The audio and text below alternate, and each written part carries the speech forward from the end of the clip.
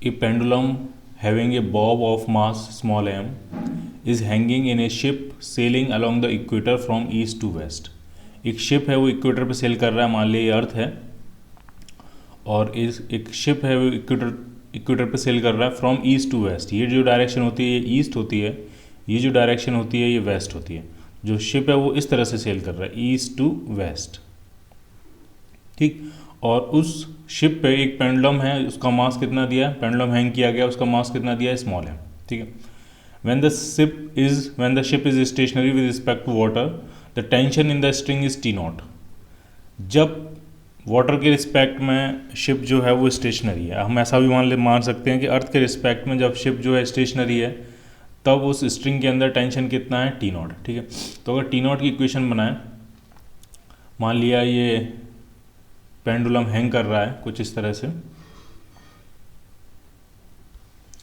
ये आपकी small M मास की बॉब है. क्या क्या फोर्सेस लग रहे होंगे इस पर, तो एक तो नीचे की तरफ लग रहा होगा toward the centre of earth, उसका वेट mg. ऊपर की तरफ लग रहा होगा टेंशन टी नॉट. और शिप स्टेशनरी है, जब शिप स्टेशनरी है तो शिप की एंगुलर वेलोसिटी वही होगी जो अर्थ की एंगुलर वेलोसिटी है, ओमेगा. ठीक है. अर्थ के रिस्पेक्ट में शिप जो है वो स्टेशनरी है, लेकिन अर्थ तो मूव कर रही है. ठीक है. तो अर्थ के रिस्पेक्ट में शिप स्टेशनरी है, तो अगर आप स्पेस में खड़े होकर देखोगे तो अर्थ के साथ शिप भी आपको मूव करता हुआ दिखेगा. ठीक है. Angular speed of earth rotation कितनी दी है आपको, ओमेगा, और अर्थ की रेडियस कितनी दी है, आर. तो अगर आप स्पेस में खड़े होकर देखोगे तो अगर शिप अर्थ के रिस्पेक्ट में स्टेशनरी है लेकिन वो स्पेस के रिस्पेक्ट में घूम रहा होगा, कितनी एंगुलर वेलोसिटी से घूम रहा होगा, अर्थ के साथ ही घूम रहा होगा, और जो अर्थ की एंगुलर वेलोसिटी है वही शिप की एंगुलर वेलोसिटी है. ठीक. तो जब शिप एंगुलर मोशन कर रहा है तो डेफिनेटली ये जो पेंडुलम शिप में लटका हुआ है वो भी एंगुलर मोशन कर रहा होगा. शिप में प्रेजेंट सारे पार्टिकल, सारे ऑब्जेक्ट्स एंगुलर मोशन कर रहे होंगे, और उन सब की एंगुलर वेलोसिटी कितनी होगी, ओमेगा, और उन सब की रेडियस कितनी होगी, कैपिटल आर. ठीक. तो इसकी वजह से बाहर की तरफ एक सेंट्रीफ्यूगल फोर्स लगेगा. ये इक्वेशन हम बना रहे हैं किसके रिस्पेक्ट में, शिप के रिस्पेक्ट में. तो शिप कैसा हुआ आपका, non inertial frame of reference, तो उसके रिस्पेक्ट में एक सेंट्रीफ्यूगल फोर्स लगेगा बाहर की तरफ. कितना होगा वो, तो मास उसमें हम ऑब्जेक्ट का लेते हैं और फ्रेम लेते हैं, एसलेशन लेते हैं फ्रेम का, तो M R omega square. Clear. और सब कुछ रेस्ट में है, तो इक्वेशन क्या बन जाएगी, इक्वेशन ये बन जाएगी आपकी T naught plus M R omega square is equal to M G.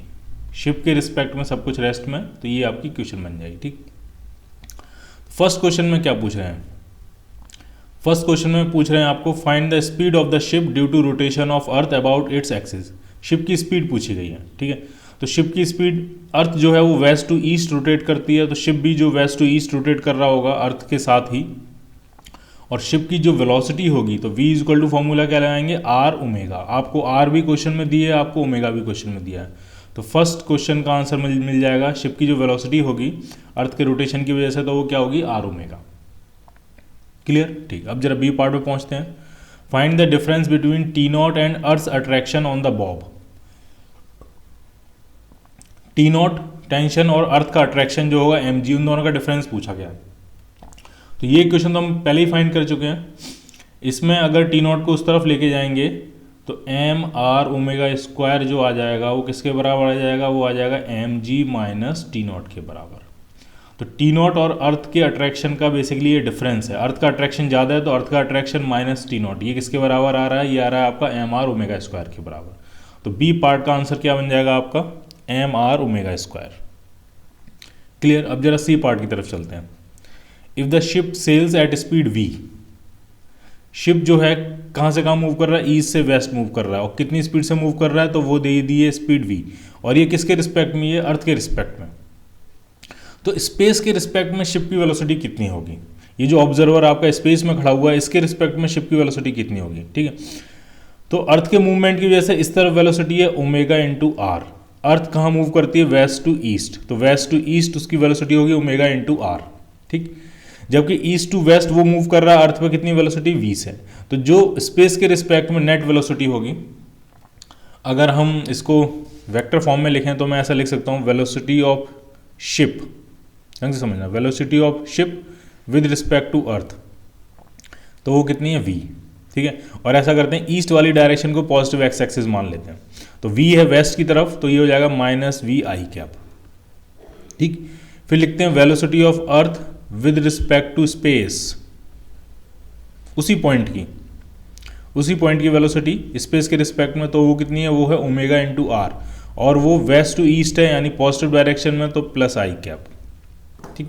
अगर इन दोनों वेक्टर्स को अगर हम ऐड कर दें तो अर्थ क्या बन जाएगा आपका, इंटरमीडिएट फ्रेम ऑफ रेफरेंस वो खत्म हो जाएगा, आपको मिल जाएगी velocity of ship with respect to space में खड़े होकर शिप की वेलोसिटी कितनी दिखेगी, तो वो दिखेगी ओमेगा आर माइनस वी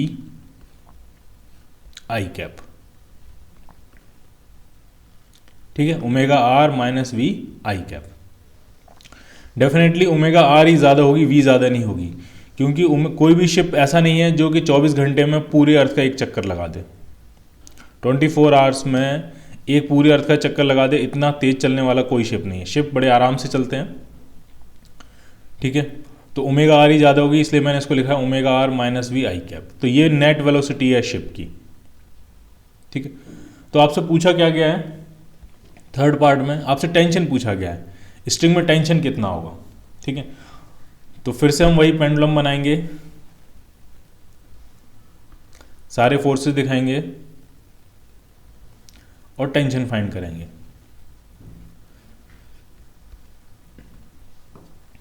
क्या क्या फोर्सेस लग रहे हैं, तो इसका पहले तो वेट लग रहा होगा, अर्थ का अट्रैक्शन mg, टेंशन T लग रहा होगा ऊपर की तरफ, और सेंट्रीफ्यूगल फोर्स।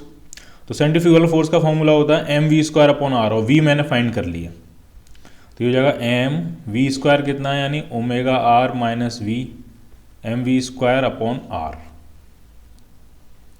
ठीक है।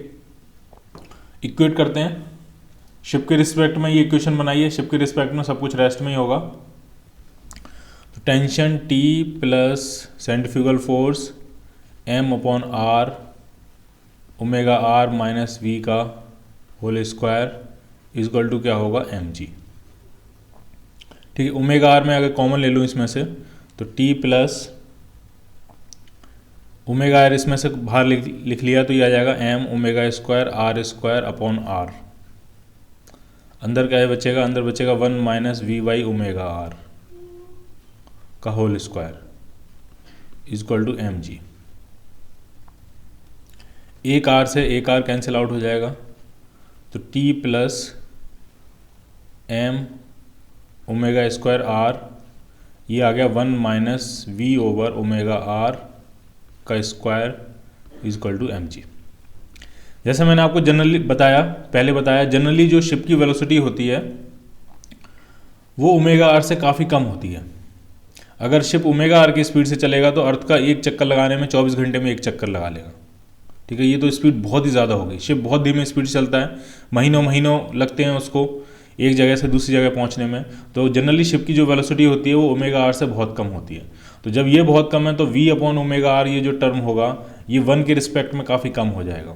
तो हम यहाँ पे क्या लगा सकते हैं, हम यहाँ पे बाइनोमियल अप्रोक्सीमेशन लगा सकते हैं। बाइनोमियल अप्रोक्सीमेशन में क्या होता है कि ये जो पावर है ये अंदर आ जाएगी। ये कब होता है, जब ये वाला टर्म 1 के कंपेरेटिवली काफ़ी छोटा होता है, और जो कि यहाँ पे है। तो t plus M omega square R जो आ जाएगा वो 1 minus 2v over omega are के बराबर होगा is equal to M G. ठीक, थोड़ा सा सॉल्व करते हैं इसको, अंदर मल्टीप्लाई कर लेते हैं। t plus M omega square R minus M omega square R into 2v by omega R is equal to M G.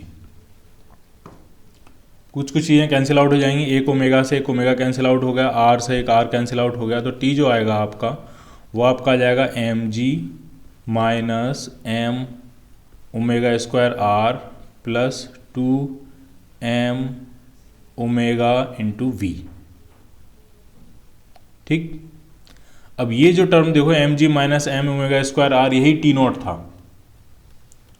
पहली इक्वेशन हम देखते हैं, तो M G minus M R omega square या एम ओमेगा स्क्वायर आर किसके बराबर आ जाएगा, T naught के बराबर। तो ये जो वैल्यू लिखी हुई है यही क्या है आपकी टी नॉट है। तो टी इज इक्वल टू आ गया आपका T naught plus 2m omega V. तो ये आपका रिजल्ट मिल जाएगा। और इसके साथ अप्रॉक्स लिखना इसलिए ज़रूरी है क्योंकि हमने ऊपर एक अप्रॉक्सीमेशन यूज़ किया। कौन सा अप्रॉक्सीमेशन? Binomial approximation. क्लियर?